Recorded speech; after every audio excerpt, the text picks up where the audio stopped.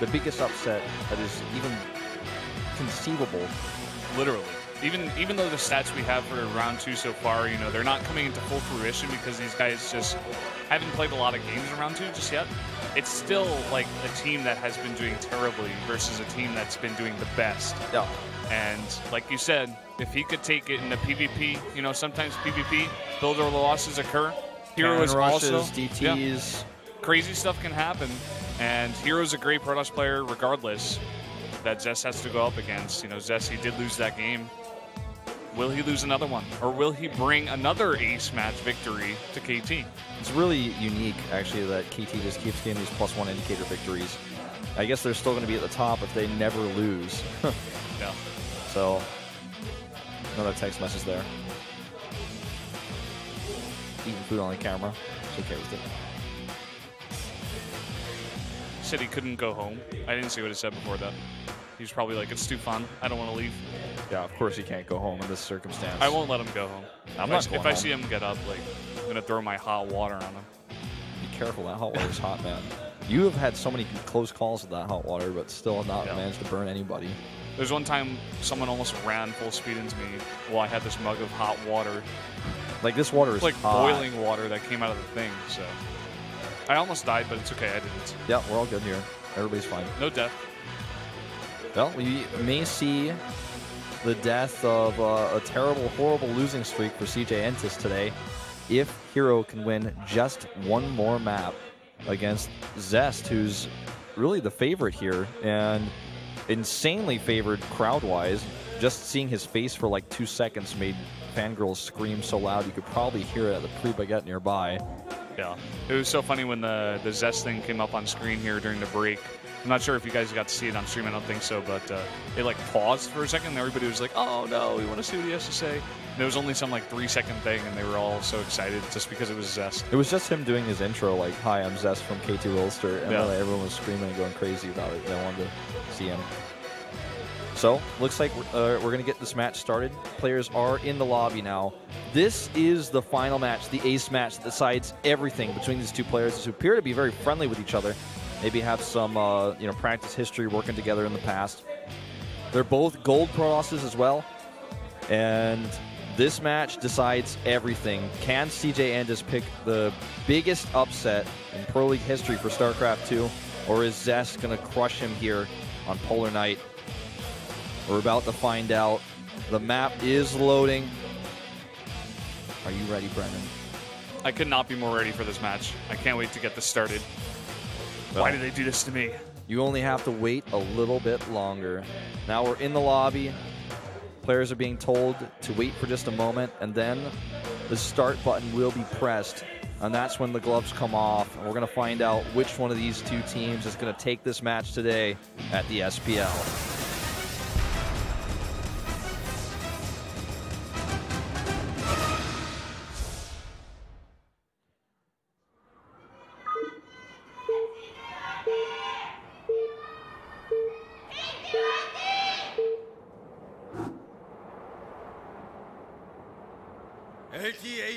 SK텔레콤.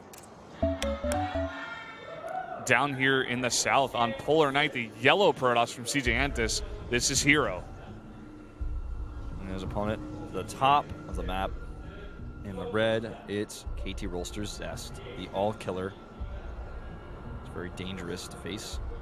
Yeah, he was on a 6-game winning streak until it got defeated today by Byung, Terran player out of CJ. Yeah. Let's see how this one plays out today. I'm looking forward to what herO is going to show us because he's the underdog, but he's the player who won a match today. And was probably expecting to go in the ace match. I think both of them were. I would say that, Flash might have been considered, but just considering that he was probably going to play against herO, who's very strong in Protoss versus Terran, it was already evidenced today. Maybe picking Flash is not a good reason, or not a good player to pick against a player who already beat TY, who was undefeated against Protosses until today. Yeah, that's a good point, actually. What we saw yesterday with the Jongryugu pick, we weren't so sure about that one. It worked out in the end, but this one actually kind of makes sense if you think about it a little bit. Yeah.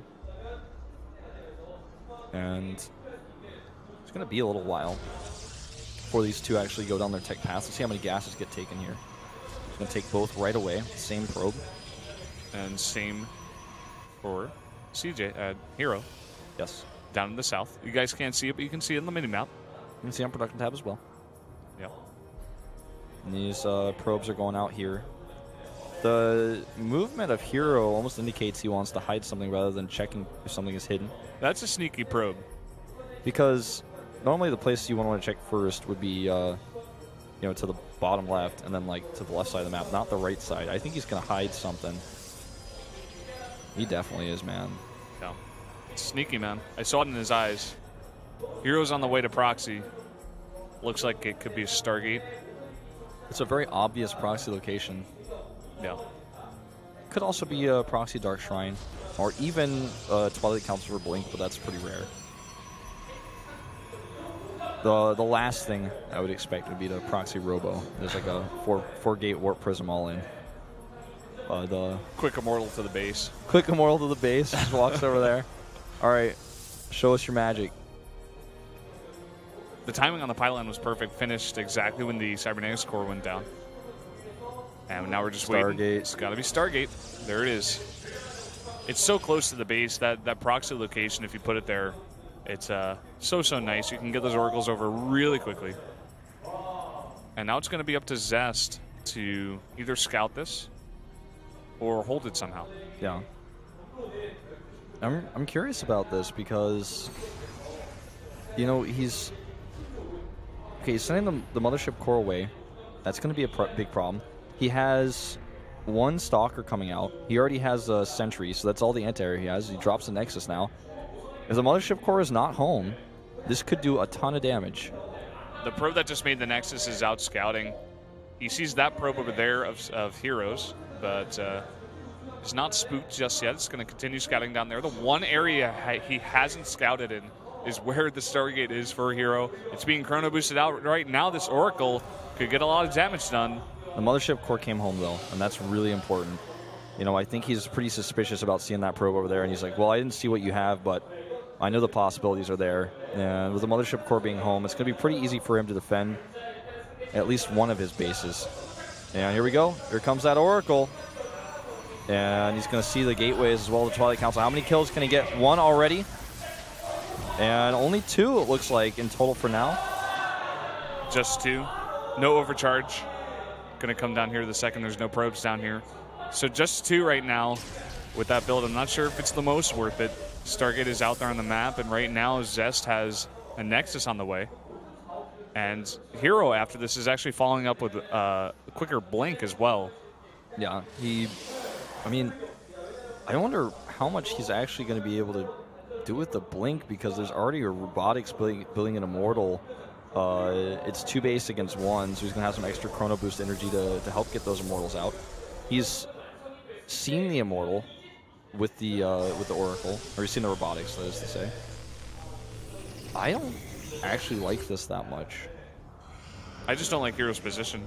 The build that he went for it didn't do a lot of damage, and Zest is playing very safe. He's playing very, very nicely here.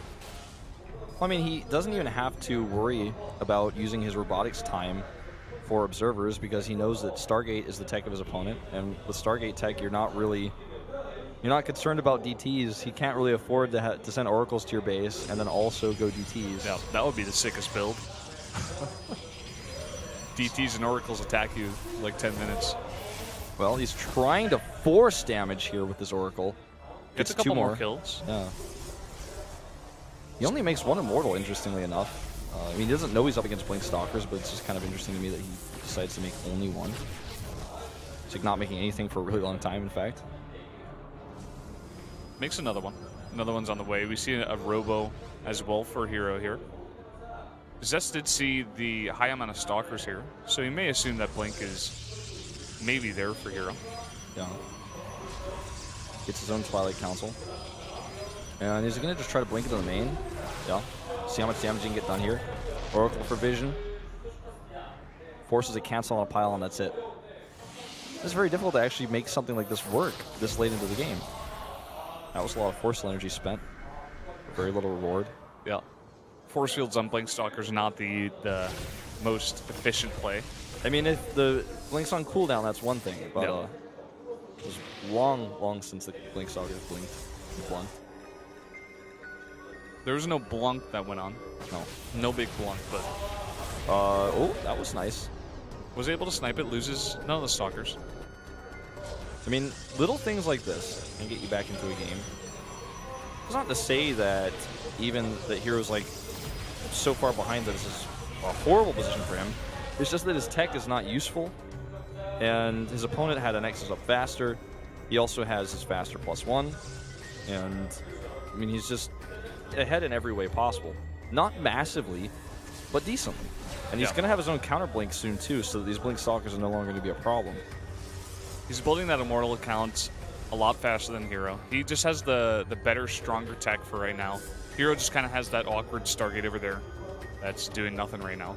He is going to have that Oracle on the map to, you know, get revelations, get that vision on the army or on the probes of Zest. So that's one thing he can do with it. Do you get the feel that an Immortal looks kind of like a crab? Yeah, of course. The way they walk. Yeah. It's funny in Starbow, the Dragoon is actually just the Immortal's legs. Yeah? Yeah. If you look at the Immortal closely next time you see one, you'll see what I mean. Just the head removed, basically, and that's what the Dragoon looks like in Starbow. See that? Yeah, actually, you're right. Wow. Never noticed that. I think I just blew some people's minds.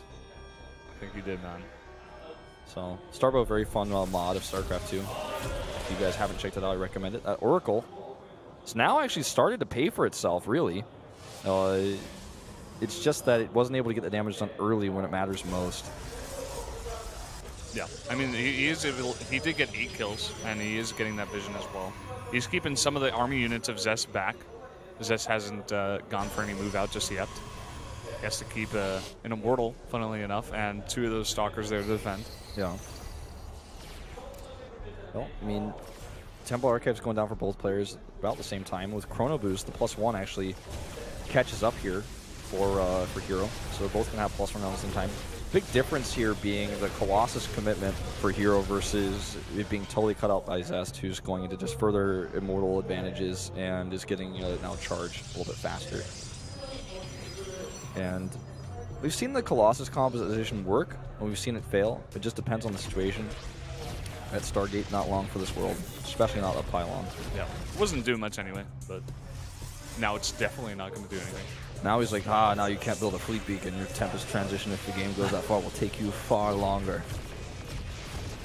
There it goes. No Arbiter Tribunals in this game. So, I mean, there's just going to be a passive period of time where one of these players is going to decide to you know, put the cards on the table and take a third base, and it looks like that person is Zest.